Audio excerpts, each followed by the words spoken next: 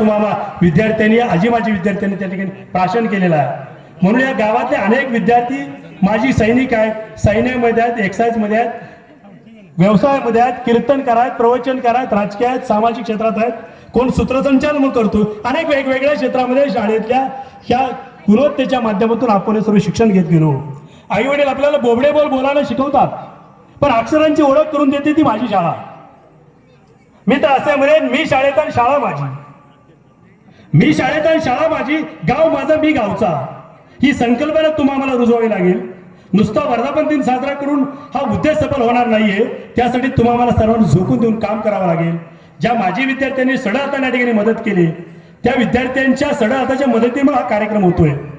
मग याच्यामध्ये कुठला कार्यक्रम आयोजित करावा अशी चर्चा ज्या वेळेला या ठिकाणी मीटिंगमध्ये झाली, त्यावेळेला आम्हाला याच्यासाठी कोण वक्ता आणावा, कोण प्रेरणादायी विचार या ठिकाणी तुम्हाला गावकऱ्यांना देईल, ते काम 100% मानवडे पाटील सर करतील.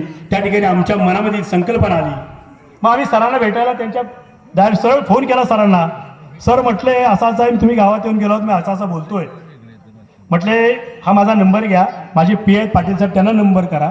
त्यांनी फोन नाही होतो तर मला फोन करा. ही सातारच्या मातीचे संस्कार आहे. ही सातारची माती असल्यामुळे त्यांनी तशा पद्धतीचं उत्तर दिलं. दुसरं असता तर मला नाही वाटत आपल्याला जवळ लावून घेतलं असतं. म्हणून ही सातारची माती खानदानी माती, संस्काराची माती. या ठिकाणी स्वराज्याचं स्वप्न पाहिलं गेलं. स्वराज्याचे वंशज आपल्या या ठिकाणी साताऱ्यामध्ये असतात. थोर संतांची, थोर वीरांची, थोर पुरुषांची भूमी आहे.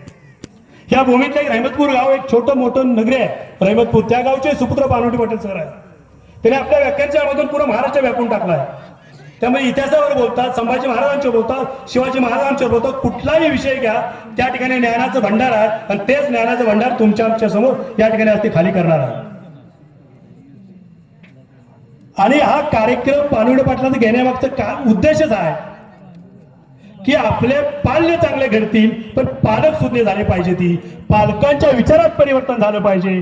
पालकांनी विचार घेतला पाहिजे, माझा पाल्य कसा घडला पाहिजे. ह्यासाठी प्रेरणा मिळावी, ह्यासाठी हा कार्यक्रम आयोजित केलेला आहे. मित्र, आपण सकाळपासून फार सुंदर असं या ठिकाणी कार्यक्रमाचं नियोजन केलंय.